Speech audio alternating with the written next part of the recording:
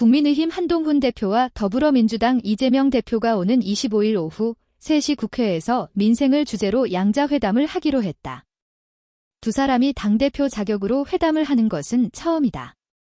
국민의힘은 19일 한 대표와 이 대표는 25일 오후 3시 국회 본관 내에서 회담하기로 조율했다고 밝혔다. 민주당 이해식 당대표 비서실장도 기자들과 만나 이 대표는 한 대표가 용산 대통령실과 상대적으로 독립된 수평적인 당정 관계를 끌고 가고 있느냐에 대해 상당한 의구심이 있으나 민생의 어려움과 교착된 정국을 타개하기 위해 용단을 내렸다고 했다. 다만 양당은 회담 세부 의제와 관련해서는 입장차가 있다며 실무진 간에 협의하기로 했다. 금융투자소득세 완화나 유예 같은 민생 현안뿐 아니라 해병대원 특검, 25만원법 등을 의제로 올릴 것이냐가 쟁점이 될 것으로 보인다. 두 사람의 양자회담 합의는 이 대표가 당대표에 선출된 지 하루 만에 이루어졌다. 이 대표는 지난 18일 당대표직 수락연설에서 한 대표를 향해 시급한 현안들을 격의 없이 의논하자고 한 데 이어 19일에도 거듭 회담을 제안했다. 한 대표도 전날 밤 소셜미디어를 통해 민생을 위한 대승적 협력의 정치를 함께하자며 이 대표 제안에 화답했고 이날 오전 당 지도부 회의에서도 이 대표를 향해 조속한 시일 내에 시간과 장소를 잡자고 했다. 이후 양측은 실무 협의에 들어가 7시간 만에 회담 개최를 발표했다.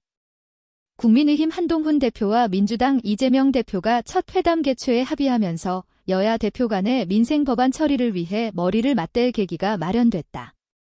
정치권에선 양당의 새 지도부를 꾸린 두 사람이 첫 회담에서 민생 법안 처리, 여야정 민생협의체와 국회 연금특위 구성에 합의할지 주목한다. 다만 양측은 구체적인 회담 의제를 두고 줄다리기를 벌이고 있다. 민주당은 윤석열 대통령이 제1을 요구해 결국 폐기된 해병대원 특검 법안의 처리를 회담에서 논의해야 한다는 입장이다. 이 대표는 지난 18일 전당대회 연설에서 한 대표도 제3자 특검 추천안을 제안한 바 있으니 특검 도입을 전제로 실체 규명을 위한 더 좋은 안이 있는지 열린 논의를 해야 하지 않겠느냐고 했다.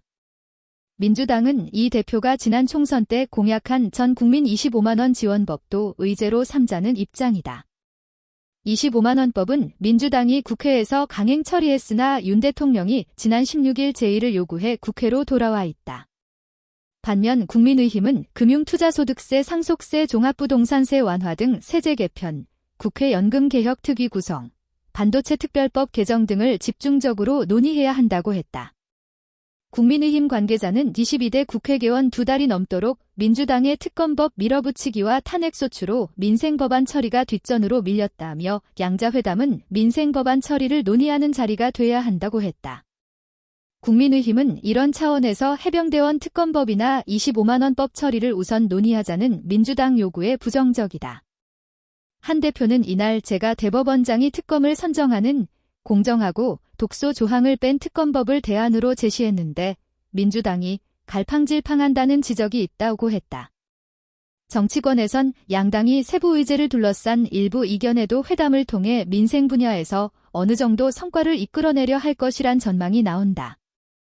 한디 대표 모두 차기 대선을 내다보는 입장에서 민생 성과를 만들어내야 하는 처지라는 것이다.